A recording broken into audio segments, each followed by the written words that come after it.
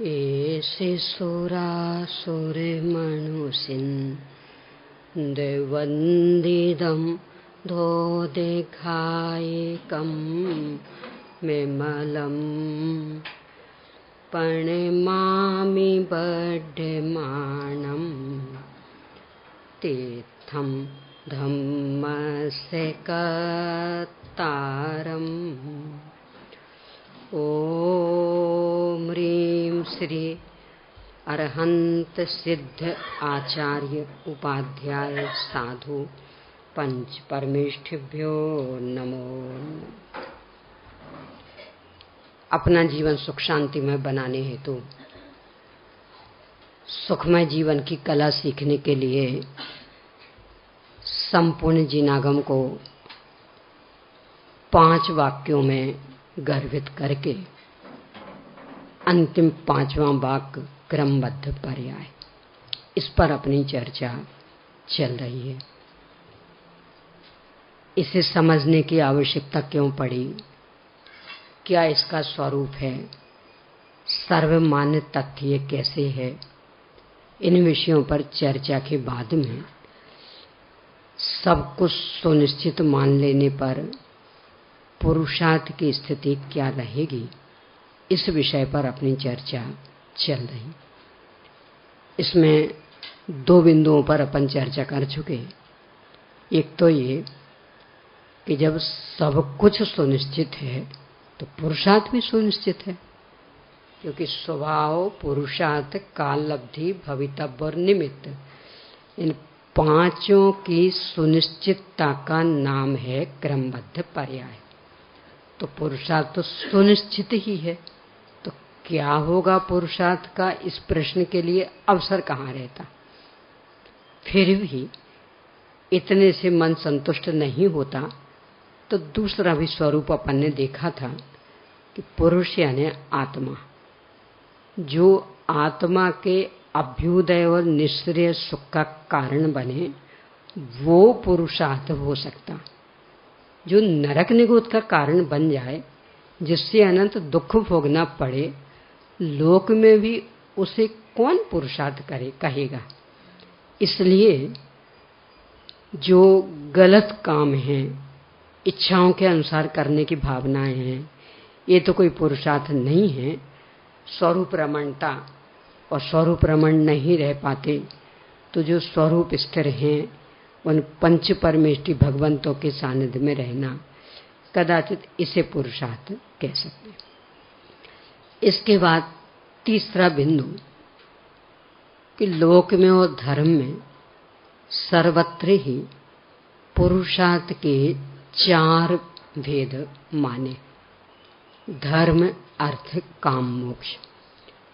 यद्यपि अज्ञानी और ज्ञानी इनकी अलग अलग परिभाषाएं करते हैं, तथापि चूंकि प्रत्येक व्यक्ति प्रयास सुखी होने के लिए करता है, तो यदि अपने प्रयास के फल में सुख नहीं मिल रहा, तो कैसे माने कि ये पुरुषार्थ किया। अज्ञानी जो भी प्रयास करता है, मानता तो है कि मैं सुखी हो जाऊंगा, पर स्वयं ही जब वह अपना निरीक्षण करता है तो लगता है कि तो उल्टा हो गया। सुख प्राप्ति हेतु प्रयत्न करते, सुख जाता दूर है। तो इसलिए धर्म उसे पुरुषार्थ नहीं कहता। इस विषय पर चर्चा करते हुए तुलनात्मक रूप में धर्म पुरुषार्थ और अर्थ पुरुषार्थ पर चर्चा के बाद में काम पुरुषार्थ पर अपनी चर्चा चल रही थी कि अज्ञानी तो दंपति के भोग को काम पुरुषार्थ मानता है, पंचेंद्रिय विषय भोगों को भोगने को काम पुरुषार्थ मानता, परंतु निरंतर उससे बेचैन ही तो रहता है। किसी भी इंद्रिय के विषय में उलझे साता तो नहीं भोगता है। संतान की उत्पत्ति से भी किसने आज तक साता पाई। कोई पुत्र बिना नित झूरे, होय मरे तब रोवे, खोटी संतति सौ दुख उपजे, क्यों प्राणी सुख सोवे। जब कोई सा भी संयोग सुख दुख का कारण ही नहीं है, तो संयोगों को मिलाने या हटाने में लगने वाला अपना श्रम अपने लिए सुख का कारण कैसे होगा। इसलिए पंचेंद्रिय विषय भोगों में रमना ये तो कोई काम पुरुषार्थ नहीं है। तो फिर क्या कि वास्तव में इच्छाएं ही समाप्त हो जाएं, ये काम पुरुषार्थ। कैसे इच्छाएं समाप्त होंगी? तो कल अपन ने विषय देखा था कि किसी भी काम की तीव्रता एकदम से उसे नष्ट करने में कारण नहीं हो सकती। पहले उसको मंद करना होता है, तब कहीं नष्ट कर सकते। ये अमाप इच्छाएं तो एकदम से अपन नष्ट करना चाहें तो संभव नहीं है, तो पहले इन्हें मंद करना होगा। मंद किसके बल पर होंगी? कि बस थोड़ी सी अपनी चिंतन धारा बदलें, अपनी अनादि अनंत सत्ता का स्वीकार हो, ये पदार्थ भी अनादि अनंत है स्वीकार हो, तो लगेगा यहां नया है क्या? अनंत अनंत बार का भोगा हुआ, हर रूप में भोगा हुआ, तो अपनी भी जूठन और दूसरों की भी जूठन। तो जूठन में समझदार की प्रवृत्ति कैसे हो सकती? और इससे कभी किसी को तृप्ति तो मिलने वाली है नहीं। यानी चक्रवर्ती जैसा व्यक्ति सामग्री भी अमाप और भोगने की क्षमता भी अमाप, और उसे भी ये सोचने को बाध्य होना पड़ता है, मैं चक्री पद पाए निरंतर, भोगे भोग घनेरे, तो भी तनिक भये नहीं पूरन। इतने से भी पूर्ण नहीं हुए भोग मनोरथ मेरे। तो अपनी तो क्या स्थिति है? जब उसके पूरे नहीं हुए तो अपने कैसे होंगे? यानी ये गड्ढा कभी भरने वाला नहीं है। तो इन सब दृष्टियों से विचार करेंगे तो इच्छाएं काफी सीमित हो जाएंगी। यहां तक अपन कल चर्चा कर चुके। अब आज इससे भी आगे कि अकेली इच्छाएं सीमित करने से थोड़े जीवन सुख शांति में बनना है। इच्छाएं नष्ट करें। काम पुरुषार्थ यहां कहा भी उसे ही सुधी काम कहे, अभिलाष चित्त चाऊ को। चाऊ यानी त्याग। चित्त मन, यानी मन में जो इच्छाएं उत्पन्न हो रही हैं उनके त्याग को ज्ञानी जीव काम पुरुषार्थ कहते हैं। इच्छाओं का त्याग मतलब इच्छाएं उत्पन्न ही ना हो, क्योंकि उत्पन्न होने के बाद त्याग के लिए तो अवसर ही नहीं। क्यों नहीं अवसर? कारण कोई सी भी पर्याय पैदा होगी मात्र एक समय के लिए, उसे तो जानने की ताकत अपने में नहीं है, तो भगाएंगे कैसे? और इसके बाद वो स्वयं ही नष्ट होने वाली है, तो जो स्वयं मिट रही है अब हम उसे क्या मिटाएंगे? तो इसलिए वहां तो कुछ अपना वश चलना नहीं है। बस किसमें चलना कि उत्पन्न ही ना हो। देखो लोग का भी यही नियम, ये जो कह देते ना कि बीमारी मिटी, इन डॉक्टर की कृपा से हम स्वस्थ हो गए, मतलब क्या होता उसका? यानी कल बुखार आया था और वैद्य जी ने दवा दी थी तो आज स्वस्थ। तो कल का बुखार मिटाया था वैद्य जी ने कि वो तो अपने आप ही, वो कल बीता तो बुखार भी बीत गया। तो आज नया उत्पन्न नहीं हुआ, बस इसका नाम है स्वस्थ कि कल वाला मिटाया। वो तो समय के अनुसार मिट गया, तो नया उत्पन्न नहीं हुआ, बस इसका नाम है बुखार नहीं आया, यानी स्वस्थ हो गए। ऐसे ही जो हो रही हैं इच्छाएं वे तो अपने आप ही मिट रही, क्योंकि उनका समय ही एक समय है। नई उत्पन्न ना हो, इसका नाम है इच्छाओं का मिटना। कब उत्पन्न नहीं होंगी? कैसे उत्पन्न नहीं होंगी। तो वैसे विषय स्वभाव की सामर्थ्य के संदर्भ में थोड़ा पहले चर्चा में लिया था, यहां भी उसी को ही अत्यंत संक्षेप में दोहरा ले। इच्छाएं क्यों उत्पन्न होती? मेरे पास ज्यादा दिखे, इनके पास कम, तो देने की इच्छा होगी। मेरे पास कम दिखे, इनके पास ज्यादा, तो लेने की इच्छा होगी। मेरे पास जो है वो टिकता नहीं दिखे, तो टिकाने की इच्छा होगी। कल था, आज है, पर कल नहीं रहे, ऐसी संभावना हो, तो इस तरह बनाए रखने की इच्छा होगी। यानी कोई ना कोई बस ऐसे कारण होंगे। अथवा संपत्ति तो मिली पर मेरी नहीं है, वो दूसरों का अधिकार, तो अपने अधिकार में लेने की इच्छा होगी। यानी बस यही कुछ कारण है कि जिनसे इच्छाएं पैदा होती।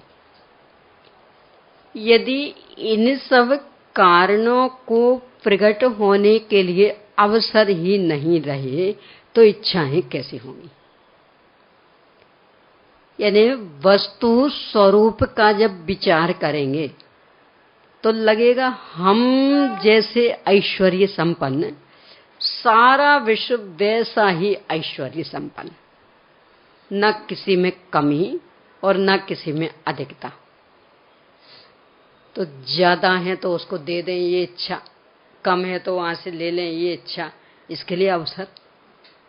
ऐसे ही जो जैसा है वह अनादि से है और अनंत काल तक रहेगा। तो अभी तो सब ठीक ठाक चल रहा, परंतु आगे का कि वो द्रव्य है ना, तो उसमें आगे पीछे कुछ नहीं, तो अनादि अनंत एक सा कि नहीं है। तो वैभव पर हमारा अधिकार नहीं, कि ऐसा नहीं होता। द्रव्य अपना अपना स्वतंत्र है, उस पर किसी दूसरे का अधिकार नहीं। कि नहीं सब फिर भी उन्होंने अपना वैभव व्यक्त कर लिया, तो कर लिया होगा, पर वहां से हमें कुछ नहीं मिलने वाला। अनंत अनंत सिद्ध भगवान अव्ययवाद सुखी, उस समय चर्चा की थी कि अव्ययवाद सुखी जीव भी मिलकर सोचें कि भाई ये पूर्व भव का हमारा रिश्तेदार था, तो कम से कम इसे तो सुखी कर दें, बाकी की ना सही कर सकते। सारा विश्व एक और अपन अकेले एक और, तो सारा विश्व मिलकर के अपने एक समय के दुख को नहीं मिटा सकता, तो क्या करें उसका? और स्वयं क्षण में मिटा सकते, अंतर्मुख में अव्ययवाद सुखी हो सकते। यानी पहले गुणस्थान से सीधी सिद्ध दशा यहां तक। तो जब उनसे एक समय का भी हमारा दुख मिटने वाला नहीं, तो उनका होना और नहीं होना हमारे लिए क्या मायने रखता? जो भी मिलना है मुझे मेरे में से मिलना है, आप हो तो भी और नहीं हो तो भी। हम आपको अपनाने की कोशिश करें तो भी और अपनाने की कोशिश नहीं करें तो भी, ये पक्का विश्वास हो तो किसको अपनाने की कोशिश करेगा?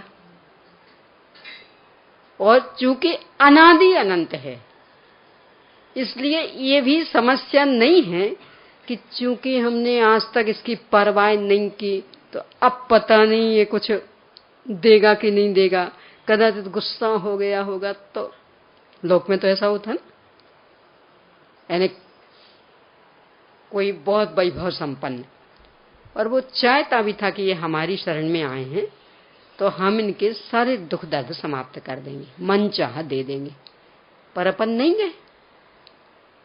अब वो देख रहा है कि यहां वहां भटक रहे हैं, बहुत बहुत बहुत कष्ट पा रहे, तो अंदर से झुंझलाहट नहीं होगी? वहां गया वहां धक्का खाया, वहां गया वहां धक्का खाया, मेरी शरण में नहीं आता, झुंझलाहट होगी कि नहीं उसे? अब फिर अपन जाए उसकी शरण में, तो सबसे पहले क्या होगा? शिकायत करेगा, अक्ल नहीं थी, क्यों गए थे वहां? ऐसे यदि ये आत्मा करने लगा तो कि ये परम उदार है, कोई शिकायत नहीं, कुछ नहीं, जो हुआ सो हुआ, बीती ताई विसारी के आगे की सुन ले। यानी जिस समय ये पर्याय स्वरूप सन्मुख होंगी, उसी समय वैभव पर्याय में प्रकट। कोई शिकायत आदि के लिए अवसर ही नहीं, उलाहना आदि के लिए कहीं कोई प्रसंग ही नहीं। और जितनी स्वरूप स्थिर होंगी उतना, यदि अंतर्मुहूर्त में परिपूर्ण स्वरूप स्थिर हो जाए तो परिपूर्ण ले जाओ। यानी इसकी ओर से कभी कुछ कसर नहीं रहेगी बाकी। अब ये पर्याय ही स्थिर नहीं हो तो वो क्या करे। यानी समुद्र में घड़ा तिरछा हो तो पानी भरने लगेगा। अब जितना जितना तिरछा होता जाएगा उतना उतना भरता जाएगा। अब घड़ा सीधा अकड़ा खड़ा रहे, मुंह ऊपर करके, घड़ा मुंह ऊपर करके ऐसा खड़ा है। कैसा हम खाली, हम खाली, हम खाली। कैसा समुद्र पानी देता ही नहीं। क्या कहेगा समुद्र, मैं नहीं दे रहा कि तू ले नहीं रहा। अरे थोड़ा सा झुक तो सही, फिर देखना कहाँ कसर रहती पानी की। अब मान लो बिल्कुल थोड़ा सा झुका, तो जितना झुका उतना भरेगा। अब घड़ा कहे बस इतना सा दिया, तो गलती किसकी ओर से। वो कहेगा झुको तो सही, पूरा पूरा लबालब भर जाएगा ये। ऐसे ही अपना स्वयं अपन समुद्र, स्वभाव के सागर, और ये पर्याय घड़ी जैसी। अब झुके तो ना अकड़ी खड़ी रहे, मैं तो ये सब हूं, तो कहां से वैभव मिलेगा। और यदि झुकती हैं स्वभाव में, आत्म सम्मुख होती हैं, तो जितनी हुई उतना वैभव प्रकट। यानी चतुर्थ गुण स्थान लायक हुई, यानी मात्र मिथ्या तो अनंतानुबंधी कषाय के अभाव वाली झुकी, तो उतना अतीन्द्रिय आनंद मिल गया। और आगे बढ़ी और झुक गई तो उतना आनंद। और 14वें गुण स्थान में बिल्कुल पूरी झुक गई तो अव्यबाद सुख। वो कहता हमारी ओर से थोड़ी समस्या है, समस्या तो इन झुकने वालों की ओर से। झुकना तो पड़ेगा, अकड़ने वालों को तो कुछ मिलने वाला लोक में नहीं मिलता, तो धर्म में कैसे मिलेगा। लोक में मिलता, यानी आप अकड़े खड़े रहो। अरे सामान्य सा भोजन भी करना चाहो तो उसको झुकना पड़ेगा। यानी आप हाथ बिल्कुल ऐसे अकाड़े रहो, मुंह में ऐसा, थाली बढ़िया सामने रखी, पहुंच जाएगा कि हाथ भी ऐसा झुकाना पड़ेगा और मुंह भी ऐसा, तब पेट भरेगा।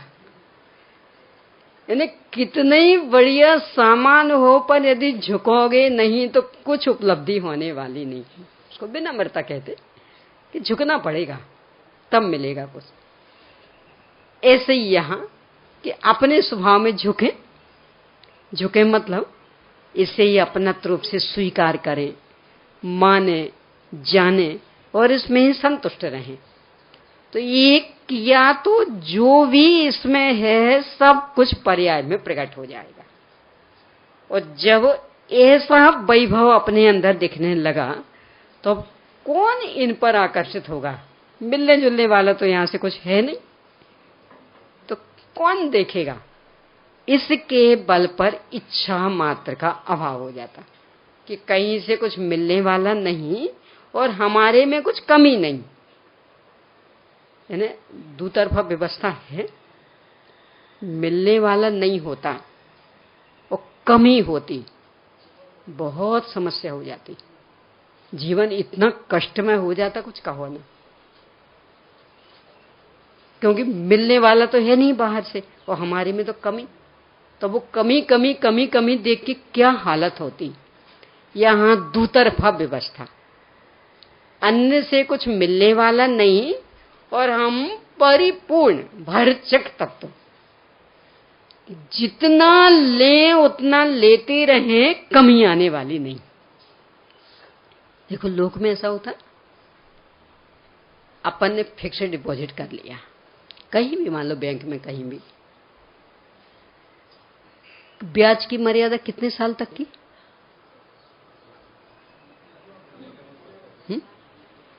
हमने मान लो अपना डिपॉजिट कर दिया बैंक में, यदि 100 साल जिए तो ब्याज मिलेगा कि नहीं मिलेगा।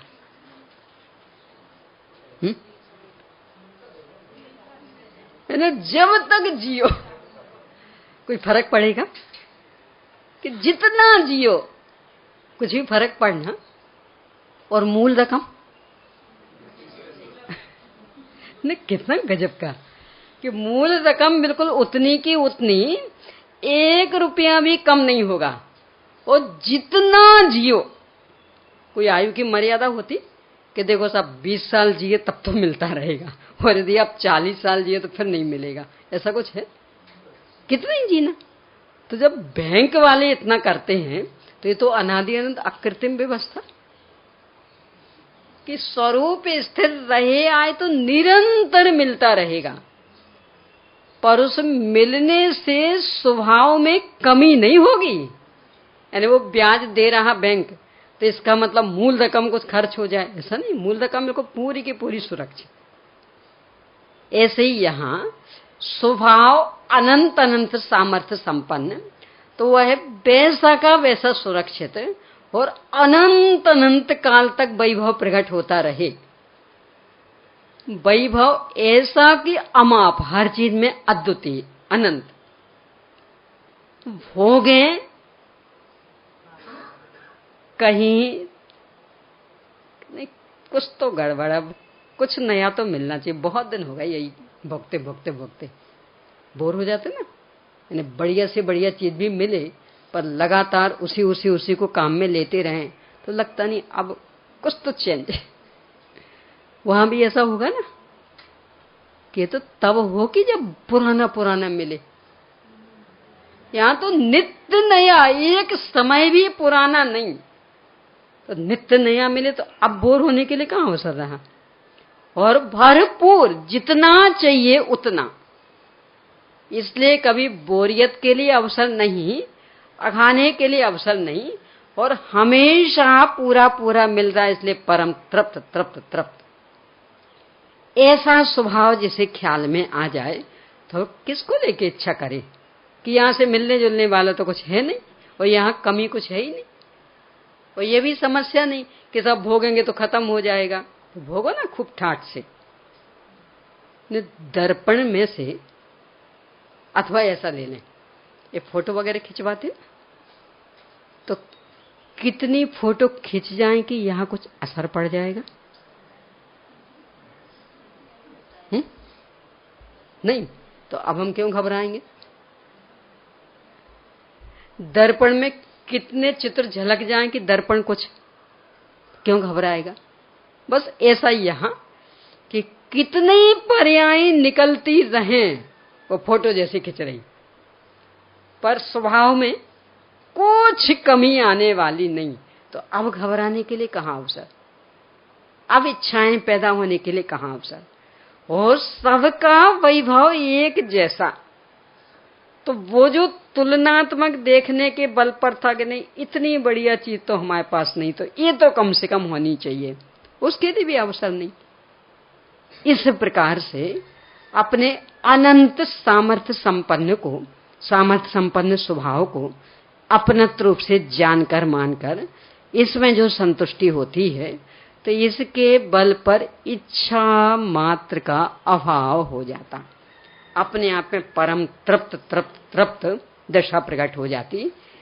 इसके लिए जो पुरुषार्थ होगा, जो प्रयास होगा, जो श्रम होगा, उसका नाम है काम पुरुषार्थ। तो ये तो क्रमबद्ध पर्याय की स्वीकृति में और अधिक बढ़ेगा, क्योंकि उसमें स्वभाव भी है ना।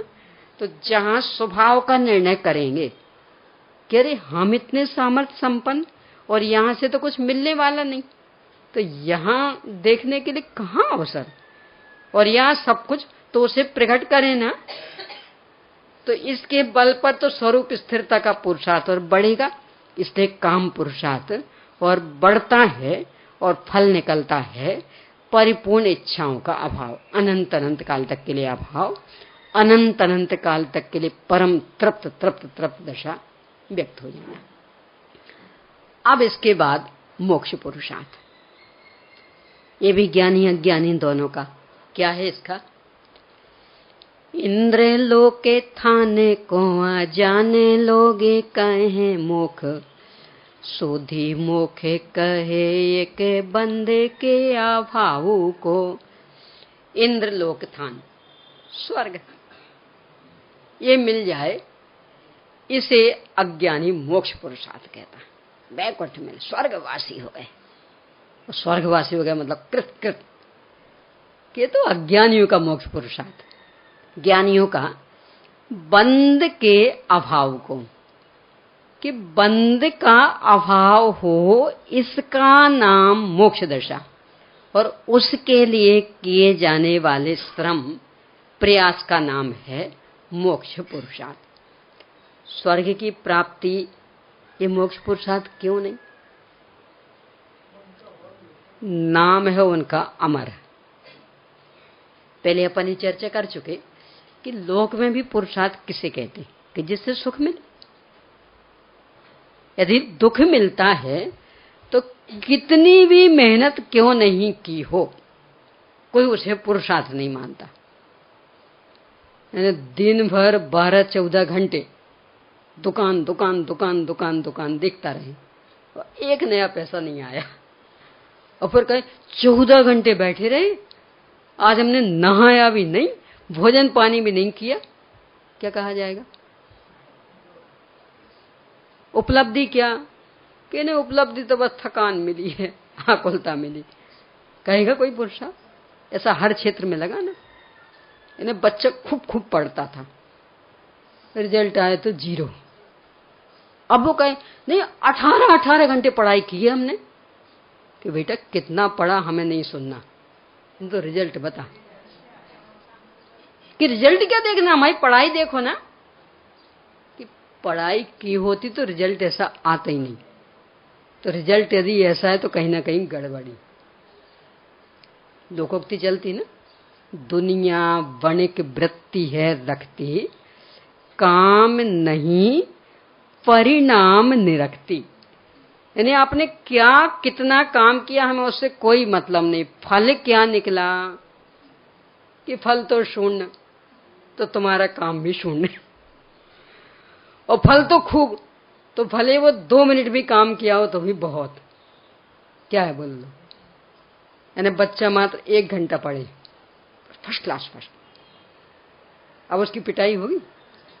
अकेला 1 घंटा पढ़ता, 1 घंटा पढ़ता, कि हमें उससे कोई मतलब नहीं, तो बस बिल्कुल टॉप पे रहना चाहिए। अब चाहे 1 घंटा पढ़ और चाहे 50 घंटे पढ़, हमें उससे मतलब नहीं। तो बस टॉप पे रह गया, आ गया टॉप पे, पर्याप्त। और दूसरा खूब खूब पढ़े और शून्य, डांट पड़ेगी, पिटाई लगेगी। यानी कितना काम किया इसे लोक भी नहीं देखता, फल क्या पाया ये बताओ। ऐसे ही यहां कि स्वर्ग पाया कि नहीं पाया हम ये नहीं देखेंगे, किस लिए ये सब कर रहे थे कि सुखी हो जाएं, तो वहां सुखी हुए। अब दोनों में ले लें इसको, भवनत्रिक में भी और वैमानिक में भी, क्योंकि स्वर्ग देवगति के 4 ही भेद हैं, भवनवासी, बानव्यंतर, ज्योतिष्क और वैमानिक। फिर वैमानिकों आदि के और भेद। तो पहले अपन भवनवासी को ले लें, तीनों को ले लें एक साथ, भवनत्रिक यानी भवनवासी, बानव्यंतर और ज्योतिष्क। तो पहुंच गया कोई जीव, कैसे पहुंच गया? कवि नाम भवनवासी, बानव्यंतर, वानव्यंतर। ये जो व्यंतर अकेला कहते हैं तो अधूरा नाम है, पूरा नाम है उनका वानव्यंतर। ये मराठी में चलता ना वंड, बंड, बाण, यानी कोई बच्चा बहुत ज्यादा उपद्रवी हो, शैतान हो, क्या बोलते हैं उसे? बड़ा बांड है बोलते हैं ना मराठी शब्द, वो बस यहां से आया हुआ। कि व्यंतर ऐसे होते, बस कौतूहली, मतलब उन्हें कुछ नहीं होता है, लेना देना कुछ नहीं, पर बस मनोरंजन करना। तो चाहे जिसके ऊपर सवार होके वो करेंगे मनोरंजन, वो उस बाण बच्चे जैसा, कि लाभ उसे कुछ नहीं, यानी खाना पीना कुछ नहीं, बस लेकर के बर्बाद करेगा। मारने पीटने से भी उसे कुछ मतलब नहीं, पर बस हमें तो इन्हें रुलाना, तो करेंगे। तो जैसा वो बच्चा इस तरह की शैतानी करे तो उसे बाण कहते। ये व्यंतर आदि भी बस ऐसे ही होते, कौतूहल प्रिय। थोड़ा सा भी किसी को देखा कि हाँ ये झुक सकता, तो अब तो अच्छे से नाक में दम कर देंगे, अपना मनोरंजन करेंगे। तो नाम ही उनका वान व्यंतर। और ज्योतिष के सूर्य चंद्रमा आदि सब ज्योतिष के, और जो पहले दूसरे स्वर्ग आदि सब वैमानिक। तो पहले अपन भवनत्रिक का यानी 3 का जोड़ा ये भवनत्रिक कहलाते। क्यों? क्योंकि इन तीनों की लगभग एक जैसी दशा, मिथ्या दृष्टि ही पैदा होती, सम्यक दृष्टि इनमें पैदा नहीं होती। और बहुत कषाय वाले, मुख्यतया तो कृष्ण नील कापोतलेश्याएं, कदाचित पीतलेश्या भी हो सकती, पर अशुभलेश्याओं की अधिकता, और कदाचित मर के 1 इंद्र तक हो सकते। तो ये सब समानताएं हैं, इसलिए उन 3 का एक समूह। वैमानिक उससे थोड़े से अलग हैं, तो उनका समूह अलग। तो पहले इन 3 को लें कि सब पहुंच गए। अज्ञानी जीव कहता हमारा तो मोक्ष हो गया। क्यों? इन सब समस्याओं से छुटकारा। ना वहां कमाना है, ना धमाना है, ना बनाना है, ना बाल बच्चे, ना बाल संभालना, ना बच्चे संभालना, कोई समस्या नहीं। भोग भोग भोग भोग, तो हमारा तो मोक्ष हो गया। विचार करें छेड़ाला जी को आधार बना के। कभी काम निर्जरा करे, भवनत्रिक में सुर तन धरे। विषय चाहे दावानल दयो, मरते बिलाप करते दुख सयो। कैसे मोक्ष का? मोक्ष तो पुरुषार्थ था ना, सुखी होने के लिए कर रहे थे ना। तो जहां विषय चाहे दावानल दयो, दावाग्नि छोटी मोटी अग्नि नहीं, जो जंगलों में लग जाती ना, अरे फायर ब्रिगेड गाड़ियां भी फेल, वो भी नहीं बुझा पाती। बड़ी बड़ी दमकलें फेल, सैकड़ों लग जाएं तो भी, वो तो भयंकर मूसलाधार वर्षा हो तब कहीं वो आग बुझ पाए, उसको बोलते दावानल। तो ये विषय चाहे दावानल, उसमें जो धधक रहे, और इस कारण मरद बिलाप, और वहां भी दुख सहयोग, इसके लिए पुरुषार्थ किया था। यानी हम यहां थोड़ी कम जलन भोग रहे थे, तो थोड़ा कम मजा आ रहा था, तो अब ज्यादा मजा आ जाए इसके लिए ज्यादा जलन में चले गए। यानी रसोई बना रहे थे, तो धोखे से वो गरम तवा छू गया, तो थोड़ी सी उंगली जली, तो कम जलन हुई, पर मजा आ गया। तो तवा उतार के और जलती हुई गैस और बिल्कुल फुल जला के करेगा कोई? तो इसके लिए देवगति में गए थे। यानी यहां थोड़ी विषयाग्नि में जल रहे थे, और वहां विषय चाहे दावानल, यहां थोड़े धधक रहे थे, और वहां तो और अधिक। और यहां कदाचित समता से भी मर जाते, वहां तो मर्द बिलाप, और यहां तो कदाचित थोड़ी वो साता भी भोग लेते, और वहां तो दुख के सहयोग।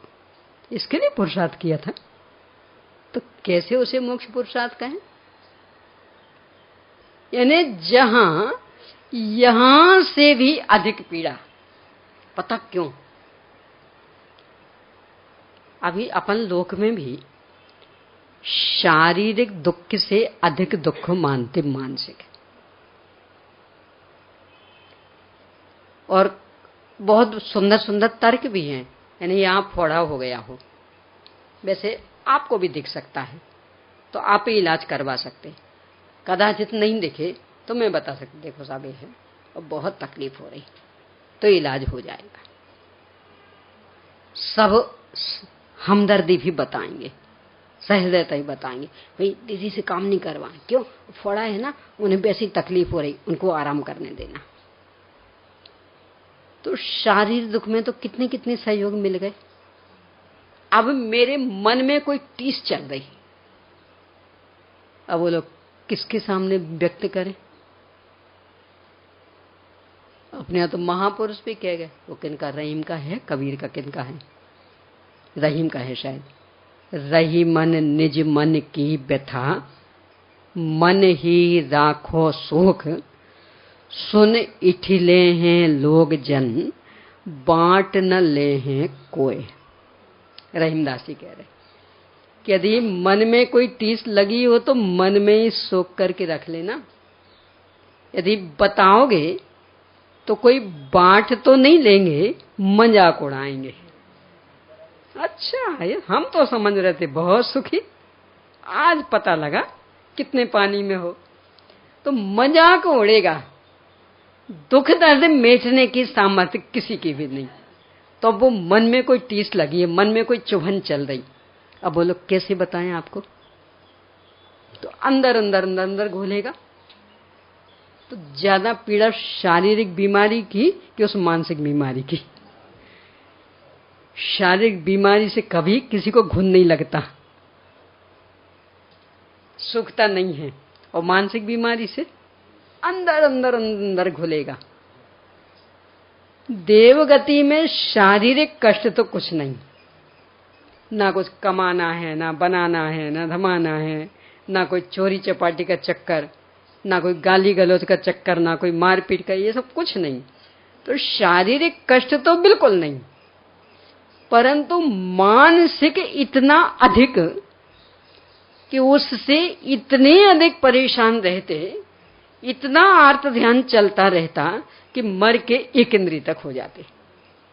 पृथ्वी का एक बन जाए, जल का एक बन जाए, वनस्पति का एक बन जाए, कितना आर्त ध्यान होगा।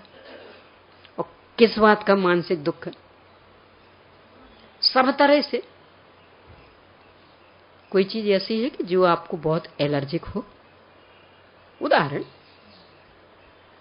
किसी भी चीज की एलर्जी होगी ना, हर एक को होती कोई ना कोई चीज की। तो जिस चीज की आपको एलर्जी हो तो यहां तो आप बचाव करते रहेंगे। जैसे उदाहरण के लिए कि मान लो मुझे हैंडोलियम एल्यूमिनियम की बहुत ज्यादा एलर्जी, बचाव करेंगे, भैया उसमें कोई बनाना नहीं, किसी भी रूप में उसका उपयोग नहीं करना, तो बचाव कर लेंगे। अब ऐसी जगह पहुंच जाऊं कि जहां सब कुछ उसी उसी का हो, कितना सुख मिलेगा? बोलो, कितना सुख मिलेगा? इसका नाम है देवगति। कि यहां जिन जिन चीजों से एलर्जी थी और जानबूझ के हटते थे, ये नहीं, ये नहीं, ये नहीं, और वहां 24 घंटे वहां रहना पड़ेगा। धर्माराधना के लिए छोड़ के आ गए ना, वहां एक एक के 32 तो नियम से, एक तो नहीं, और छोड़ने के लिए अवसर नहीं। ये तो 32 तो सामान्य, सौधर्मेंद्र का आता है ऐसा, वो तो बहुत छोटा, ऊपर ऊपर तो और बढ़ती जाती संख्या। सौधर्मेंद्र के जीवन में ज्यादा से ज्यादा आयु होती तो कुछ अधिक 2 सागर, ज्यादा से ज्यादा। उतने से काल में 40 नील शची इंद्रानियां, ये तो शची की, बाकी जो उसकी सहायक वो अलग है। तो 40 नील शची इंद्रानियां उसके संपर्क में आने के बाद वहां से मरण कर मनुष्य हो जाएं, मुक्त हो जाएं, और तब तक उन भैया साहब को वहां से हटने के लिए अवसर नहीं। कितना मजा। वो पत्नियों का यहां मोक्ष कल्याणक मनाने आ जा, पर वो नहीं हट सकता। कितना मजा। यानी यहां एक पति एक पत्नी स्वीकार नहीं, और वहां फंस गए तो कम से कम तो 32 और ज्यादा से ज्यादा तो असंख्यात। बोलो, यानी जिससे एलर्जी थी ना, यहां भोजन पान से इतना वैराग्य कि सब कम से कम पर्व तिथियों में तो नहीं करेंगे। वहां कितनी बड़ी से बड़ी पर्व तिथि हो, चाहे वो अष्टमी हो, चाहे चतुर्दशी हो, चाहे 10 लक्षण हो, चाहे कुछ भी हो, एक आसन भी नहीं कर सकते। उपवास की तो बात दूर, कितना जीवन सुख शांति में। यहां रंगीन कपड़े अच्छे नहीं लगते तो संकल्प, हम तो सब सफेद पहनेंगे, ओरिजिनल पहनेंगे। और वहां कितना मजा आता होगा। यानी जिन जिन चीजों से यहां बुद्धि पूर्वक हट रहे थे कि नहीं हमें ये नहीं चाहिए, ये नहीं चाहिए, ये नहीं चाहिए, वहां इतने लंबे काल तक कम से कम के लिए भी फंसे तो 10,000 वर्ष। क्या कहलाते? 10,000 वर्ष। अभी तो इस ससुराल में जाते ना, और लगभग 25-26 साल तो यहां निकल ही गए। अब कितना सा जीवन रहा, और 50-55 साल, तो उतना सा जीवन में उस वातावरण में जीना मुश्किल होता और भागते। तब हम तो यहां नहीं रह सकते, हम तो हमारा जीवन तो ऐसा बीता है तो हम तो ऐसे रहेंगे। और वहां का क्या होगा? कम से कम भी फंसे तो 10,000 वर्ष। क्या कहलाते? 10,000 वर्ष। यानी यहां 55-60 वर्ष नहीं बिता पाते, अरे 2-4 दिन नहीं बिता पाते। यानी वो पति कहे कि बस अभी नई शादी हुई तो कुछ दिन रह लो, फिर अपन अलग हो जाएंगे।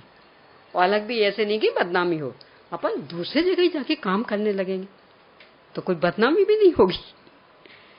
क्यों? हमारे यहां धंधा चलता नहीं था, तो इसलिए हमने वहां जाके दुकान खोल ली। तो अब कि अब सब मम्मी पापा से कहते तो बे कहते बेटा जिंदगी हमारी यहाँ बीती, यहाँ सब मिलने जुलने वाले, तो यहाँ तो कैसे भी हमारा मन रमा रहता, वहां तो कोई परिचित नहीं होगा, हम तो बोर हो जाएंगे, तो हम तो नहीं जाते। तो बे यहाँ आ नहीं सकते और हमारा धंधा ऐसा, तो हम वहां जा नहीं सकते। है ना? न्यारे होने के बहुत बढ़िया बढ़िया तरीके हैं कि बदनामी भी ना हो और न्यारे भी हो जाए, है ना? सेवा शुश्रूषा भी ना करनी पड़े और बदनामी नहीं। यानी यहीं के यहीं न्यारे हो गए तो समाज की बेइज्जती सहनी पड़ेगी। अरे बूढ़े माता पिता सेवा की अभी आवश्यकता हो, तुम सेवा नहीं करते, तो बढ़िया है ना, अलग ही दूसरे शहर में चले जाओ, अब कोई कुछ नहीं कह पाएगा। तो यहां तो ये प्रसंग न्यारे होने के, तो भी वो 2-4 साल भी संतुलन बना के चलने के लिए गुंजाइश नहीं रहती। वहां कम से कम 10,000 वर्ष तक कैसे बनाएंगे? और ये तो कम से कम, और ज्यादा से ज्यादा 33 सागर।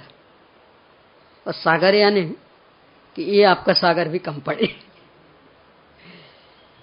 पूरा हिंद महासागर, पूरा, अकेले बंबई के पास वाला नहीं, पूरा हिंद महासागर, उसकी आज एक बूंद निकालो उसमें से पानी की, और एक डायरी बना देना अपने में गिनीज बुक जैसी, और लिख देना कि आज निकालें तो अगला 100वां वर्ष का ये वाला दिन, ये तारीख पड़ेगी, तो उसको उसमें फिर एक बूंद निकालना। और ऐसे 100 वर्ष बाद एक एक बूंद निकाली जाए हिंद महासागर में से पानी की। जितने काल में पूरा हिंद महासागर सूख जाए, 100 वर्ष में एक बूंद निकालना है, उतने काल का नाम है एक सागर। 10 कोड़ा कोड़ी पल्योपम।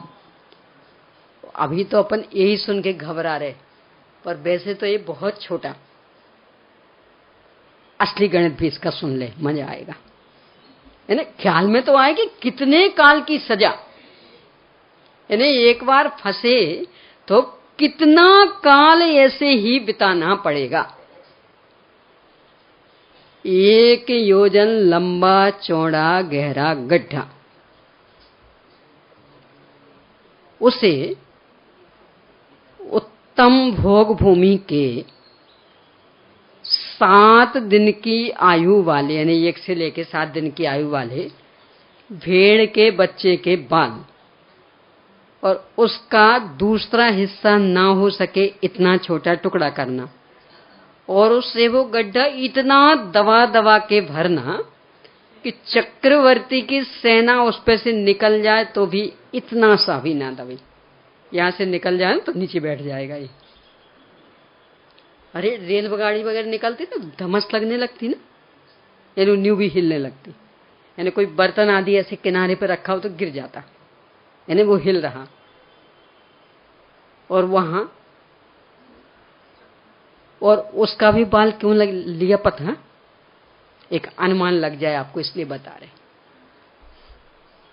उस भेड़ के बच्चे के बाल से 8 गुना मोटा होता है मध्यम भोग भूमि के भेड़ के बच्चे का, और उससे 8 गुना मोटा जघन्य भोग भूमि की भेड़ से बच्चे का, और उससे 8 गुना मोटा वहां के मनुष्यों का, यानी उत्तम भोग भूमि का, फिर उससे 8 गुना मोटा जघन मध्यम भोग भूमि का, उससे 8 गुना मोटा जघन्य भोग भूमि का, उससे 8 गुना मोटा होता अपनी अभी की कर्म भूमि मतलब अवसर अपनी वाली, तो इसके चौथे काल का, और उससे 8 गुना मोटा है अपन ये पंचम काल वाले। तो कितना मोटा बाल, ये जो आपका केश है ना, इसकी तुलना कर रहे हैं, ये इतने में 8 गुना मोटा, यानी 8 8 8 8 बार हो गए। कितना मोटा, अब इससे अनुमान लगाओ कि जब ये इतना, तो वो जो नंबर 1 वाला था वो कितना पतला होगा। यानी ये जो अपना बाल ये 8वीं बार का 8 गुना मोटा, और जो अपने को इतना पतला लग रहा है, तो वो पहली बार वाला कितना मोटा होगा। अब उसके उतने उतने से टुकड़े करके भरना है, और 100 वर्ष बाद एक निकालना है, और फिर चूंकि पहले से ही सबसे छोटे टुकड़े कर लिए तो और ज्यादा तो कर ही नहीं सकते, तो अपनी कल्पनाओं में करना, और फिर उसको 100 वर्ष बाद निकालना, और ऐसे बनेगा एक पल्ल। पल्ल शब्द का अर्थ होता गड्ढा, तो वो गड्ढे की संरचना हुई थी ना, इसलिए अब ऐसे ही ऐसे 10 कोड़ा कोड़ी पल्ल, 1 करोड़ में 1 करोड़ का गुणा, तो 1 कोड़ा कोड़ी। अब ऐसे 10 कोड़ा कोड़ी, तो 10 कोड़ा कोड़ी पल्ल, उसका होगा 1 सागर। तो बोलो हिंद सागर छोटा पड़ेगा कि बड़ा पड़ेगा। और अभी तो अपन इतने से में ही घबरा रहे थे। तो इतने लंबे काल तक की एक जैसी ये स्थिति, बोलो कितनी कठोर सजा, और इससे भी और विडंबना। अपना तो मन भर जाएगा ना, तो कम से कम भागने की सुविधा तो है ना। तो हमारा मन नहीं लगता, हम तो जाते, ये तो है ना। कदाच वो भी नहीं तो आत्महत्या की हम तो नहीं रह सकते, है ना। वहां दोनों ही नहीं, ना भग सकते ना आत्महत्या कर सकते। अरे इतना ही नहीं, कदाचित नहीं हो तो शिकायत तो कर सकते ना यहाँ कि साहब देखो ऐसा ऐसा हो रहा, हमसे तो नहीं सहा जाता। तो कम से कम कुछ तो रास्ता निकलेगा ना, है ना। परिस्थिति बदले नहीं बदले, पर कम से कम समझाने बुझाने का और अपने मन का उबार निकाल दिया तो कुछ तो राहत मिल जाएगी ना। वहां ये भी सुविधा नहीं, यानी कोई शिकायत के लिए भी अवसर नहीं है कि सब हम इस बात से बहुत परेशान।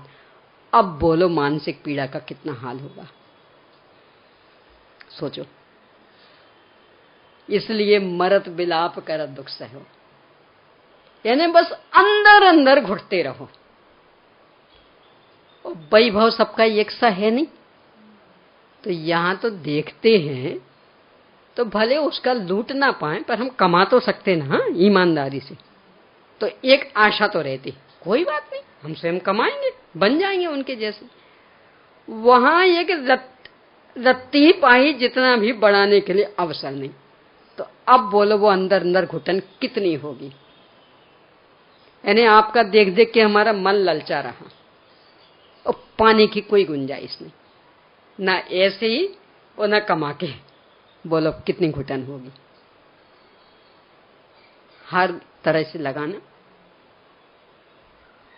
कितनी आपने पहले से योजना बना रखी हो, मान लो आपने योजना बना ली थी कि 1 तारीख को नंदनवन में जाएंगे घूमने पूरे परिवार के साथ।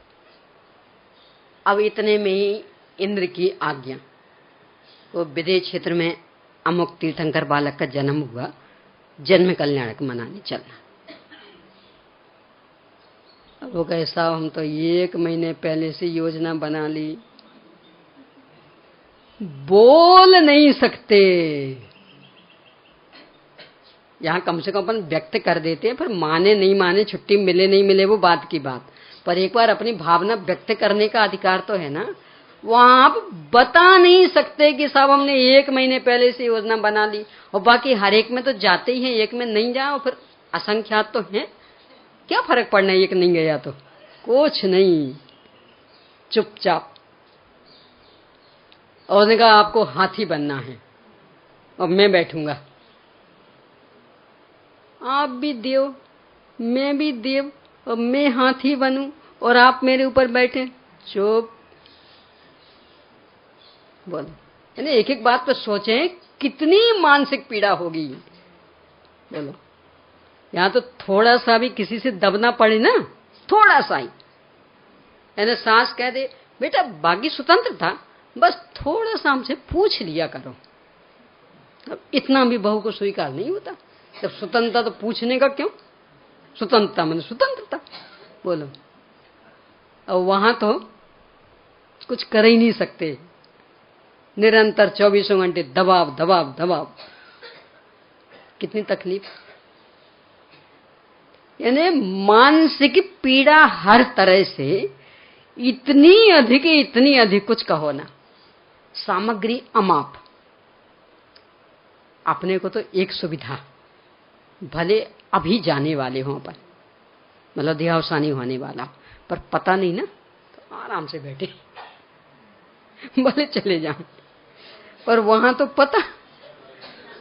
अब बोलो क्या होगा, यानी पता लग जाए, डॉक्टर ऐसे झूठ भी कह देवे कि बस 1 दिन की जिंदगी रह गई, अब बोलो क्या होगा।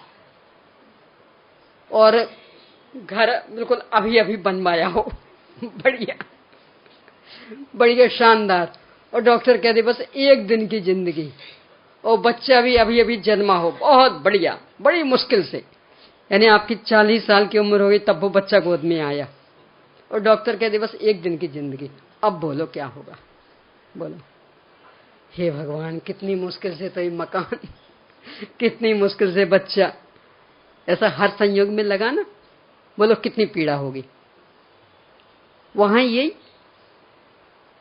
यानी वो ज्ञान है तो पता लग रहा कि बस अब इतने से दिन रहना है, और इतनी अटूट संपत्ति भोग तो पाई नहीं, और अब तो मिलना नहीं, नियम से छोड़ के जाना, कितनी अधिक मानसिक पीड़ा।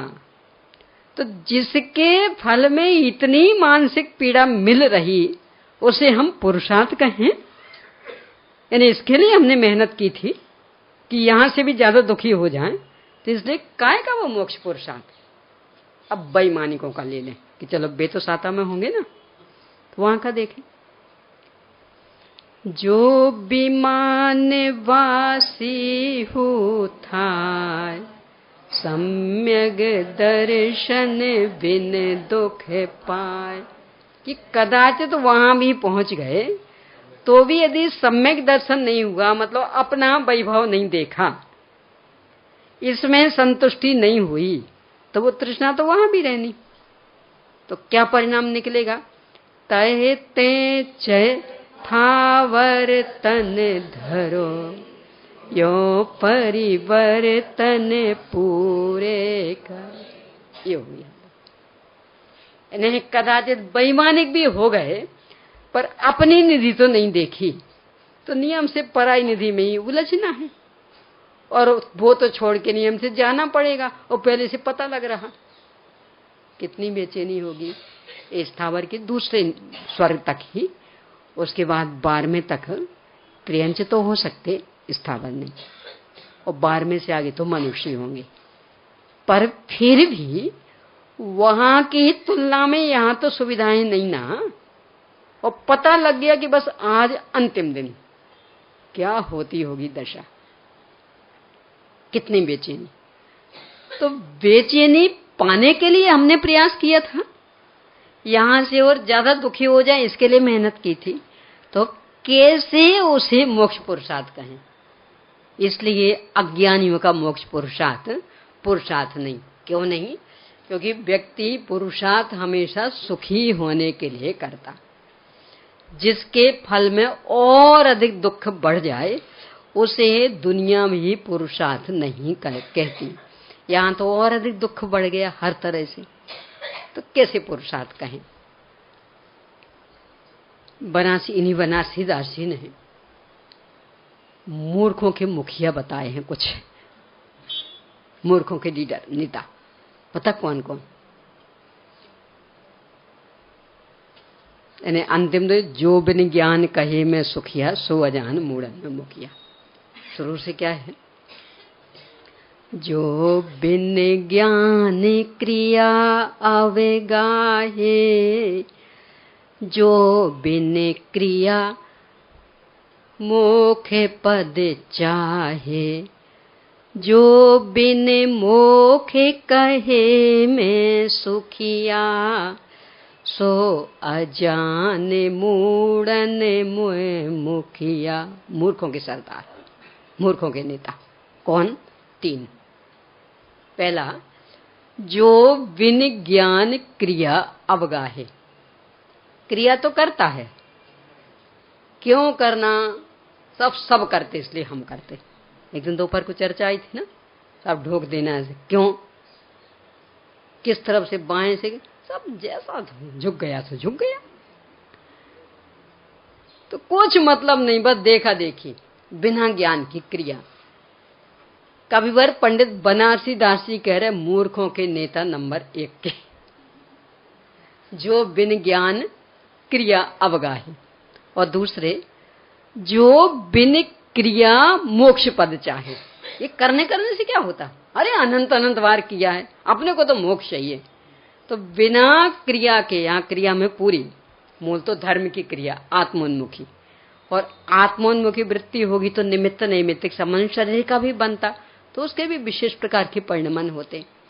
तो जो बिन क्रिया मोक्ष पद चाहे, यानी क्रिया कुछ नहीं करना, बस मोक्ष मिल जाए, तो वो मूर्खों का नेता नंबर 2। और जो बिन मोक्ष कहे में सुखिया। तब पहले बहुत दुखी थे, बचपन बहुत दुखों में बीता, कुछ नहीं था माता पिता के पास। अब तुम्हारे से बंदे ने मेहनत की, और देखो आज तो सब, कितना बढ़िया मकान, कितनी बढ़िया दुकान, कितने बढ़िया नौकरी, अब तो पूरा हर तरह से सुख सुख सुख। मोक्ष हो गया। तो जो बिन मोक्ष कहे में सुखिया, कि जो बिना मोक्ष के कहता है कि अब तो सुखी, पहले बचपन बहुत ही दुखों में बीता, अब नहीं है दुख, अब तो सब सुखी। तो वे कह रहे सो अजान मूढ़न में मुखिया, कि मूर्खों का मुखिया है, सरदार है नंबर 3। तो जो मोक्ष पद देने में समर्थ ना हो, जहां आकुलता और अधिक बढ़ जाती हो, तो वो पुरुषार्थ का काम कैसे कहा जाए। देवगति में तो आकुलता और ज्यादा बढ़नी है, मनुष्य गति से भी ज्यादा, क्योंकि यहाँ तो शारीरिक कष्ट और मानसिक भी बताने की सुविधा। यानी सहेली के पास तो व्यक्त कर ही सकते ना, बाकी दुनिया में ना सही तो काफी कुछ राहत मिल जाती, वहां तो किसी के पास भी व्यक्त करने की सुविधा नहीं, तो कितना अधिक अंदर घुटना पड़ेगा। तो इसके लिए हमने पुरुषार्थ किया था। इसलिए अज्ञानियों का मोक्ष पुरुषार्थ हो, कुपुरुषार्थ वो तो पुरुषार्थ नहीं। ज्ञानी मोक्ष पुरुषार्थ किसे कहते? बंध के अभाव को, कि बंधन मात्र का अभाव हो जाए, ये जो परतंत्रता चल रही है मिट जाए, स्वाधीन दशा प्रकट हो, इसका नाम मोक्ष पुरुषार्थ। ये क्या है, कैसा है, इसकी चर्चा अपन आगे करेंगे। चलिए प्रश्न लिख लीजिए। यथार्थ काम पुरुषार्थ यथार्थ काम पुरुषार्थ का स्वरूप बताते हुए